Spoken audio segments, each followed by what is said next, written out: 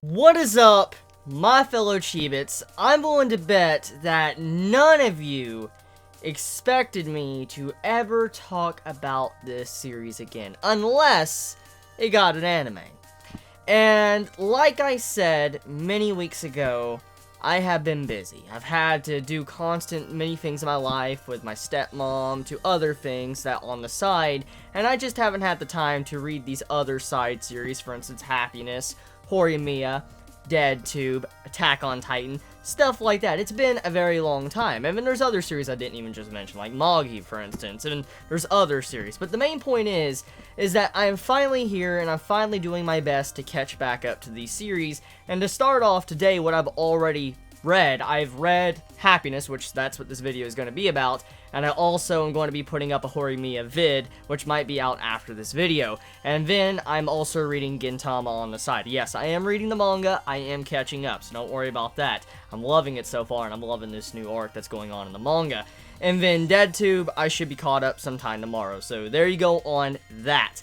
So anyways, Happiness. I've missed quite a few chapters, and obviously I'm not going to go over every individual chapter in detail, break it down completely like I do with Tokyo Ghoul, but I am going to talk about the main things that are going on with the plot. So, what has happened? What have I missed for these past couple months since I haven't reviewed Happiness? Well, for the most part, just simple setup and slow pacing, kind of what Happiness has been doing since the first chapter.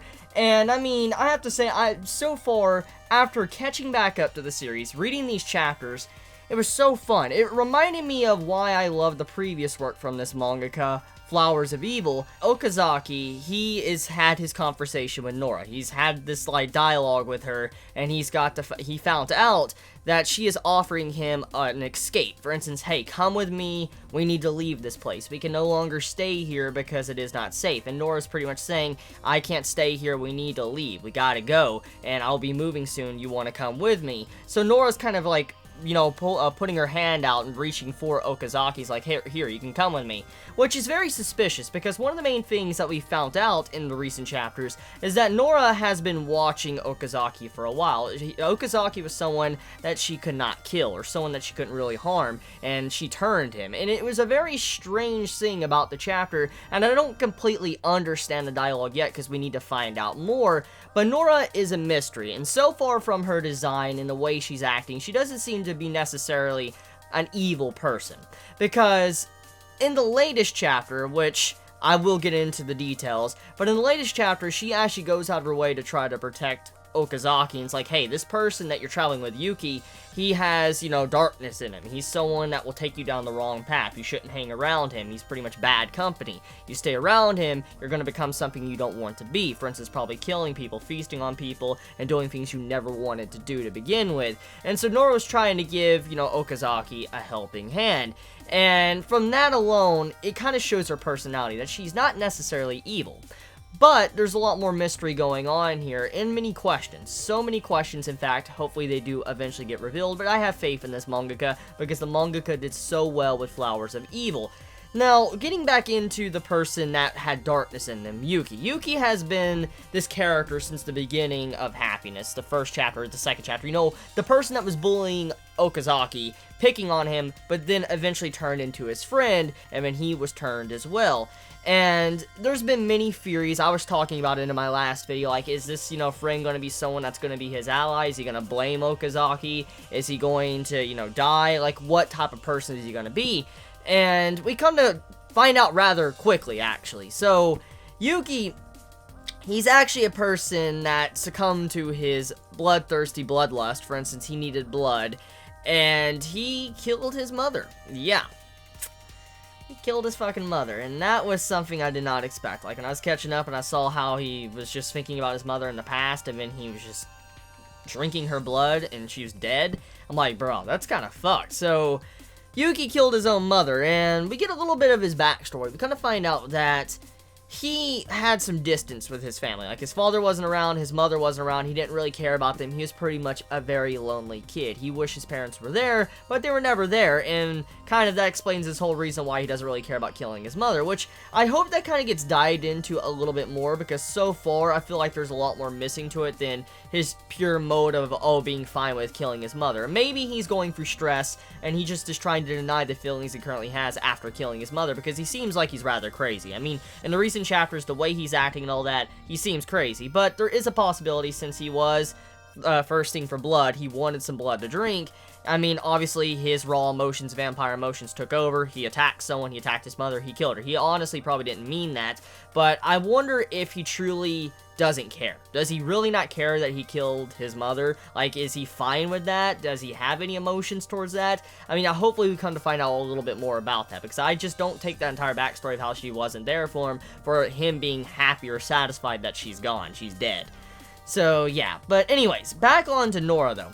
So, Nora, she has a little bit of a romance building up with Okazaki, I noticed. Like, this is kind of something that's been hinted at since, like, the first chapter with the attack on Okazaki and how he got attacked. But there's some romance in the latest chapter. You have it to where Nora actually licks Okazaki's arm that just had a bite mark in it. And that's interesting. So, will Okazaki make the choice of joining hands with her and leaving?